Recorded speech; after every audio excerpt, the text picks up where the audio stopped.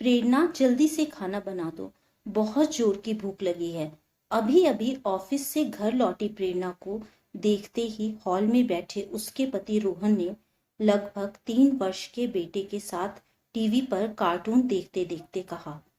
फिर अपने कमरे में जाती प्रेरणा को अपने कमरे के बिस्तर पर बैठे उसकी सासू माँ ने टोकते हुए कहा, बाथरूम में 2-4 कपड़े पड़े हैं, उन्हें भी धो देना। ठीक है माँ जी। प्रेरणा बाथरूम में गई। फ्रेश होने से पहले बाल्टी भर भिगोकर रखे कपड़े धोने के बाद बाहर आकर सीधा रसोई में पहुंची। रसोई में भी सिंक जूठे बर्तनों से भरा पड़ा था। प्रेरणा की लाख मिन्नतों के बावजूद भी सासू माँ अपने बेटे के बेरोजगारी का हवाला देकर कोई भी काम वाली रखने को तैयार नहीं थी। खैर, सारे जूठे बर्तन उसने फटाफट धो दिए।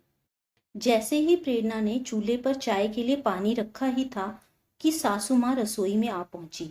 सबके लिए चाय बना देना बहू। फिर रसोई में कुछ मदद करने की जगह सासू माँ ये कहते हुए रसोई से वापस जाने के लिए मुड़ गई कि कोई भी सब्जी बना लो और फुलके बनाकर जल्दी से खाना परोस देना। आज अपने बच्चे की अच्छी परवरिश के मोह में मौन रहकर घर बाहर दोनों संभालती प्रेरणा अब खुद को बहुत ही असहाय महसूस कर रही थी। वो सबके लिए मशीन बनकर रह गई थी।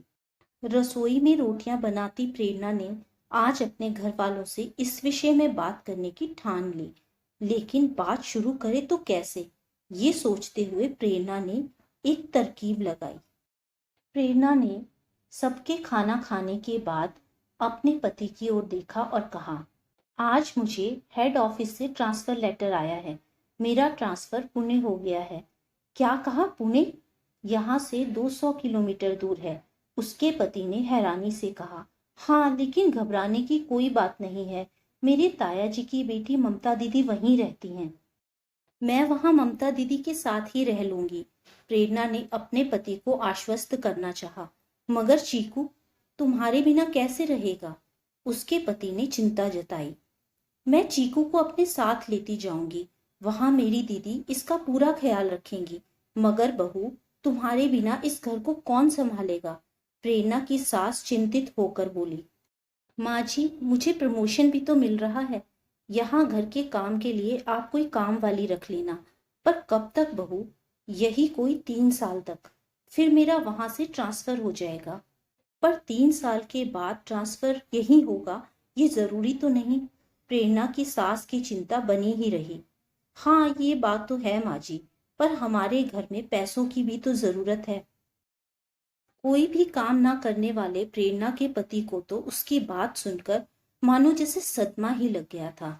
फिर प्रेरणा की सास ने उसे कहा, बहू, कुछ दिनों में रोहन को भी कहीं ना कहीं नौकरी मिल ही जाएगी। तुम ट्रांसफर मत लो। मगर माँ जी, मुझसे घर बाहर दोनों का इतना ज्यादा काम नहीं हो पाता। मैं भी थक जाती हूँ। प्रेरणा अब असली बात पर आई। अब उसकी सास ने कहा, मैं हूं ना बहू, घर के हर काम में मैं अब तुम्हारी मदद कर दिया करूंगी। नहीं माँ जी, आपसे नहीं हो पाएगा। कैसी बातें कर रही हो बहू? तुम्हारे आने से पहले मैं ही तो पूरा घर संभालती थी। प्रेरणा की सास ने अपने बेटे की ओर देखा और उसके पति ने भी अपनी माँ की हाँ में हाँ मिलाई। माँ सही कह रही है प्रेरणा। मैं भी जब तक मेरी नौकरी नहीं लगती, मैं भी मदद कर दिया करूंगा। सास और पति की बातें सुनकर प्रेरणा ने राहत की सांस ली। फिर तो ठीक है। फिर मैं अपना ट्रांसफर रुकवाने के लिए कल ही कह दूंगी। अपनी सूझबूझ की बदौलत प्रेरणा को असल मायने में अब वो राहत की सांस महसूस हुई जो वो अब तक कब से चाह रही थी। तो दोस्तों, उम्मीद है आपको आज की ये कहानी पसंद आई होगी। कहानी पसंद आई हो तो वीडियो को लाइक करें, चैनल को सब्सक्राइब करें ताकि आने वाली कहानियां आप तक पहुंचती रहें। Thank you friends.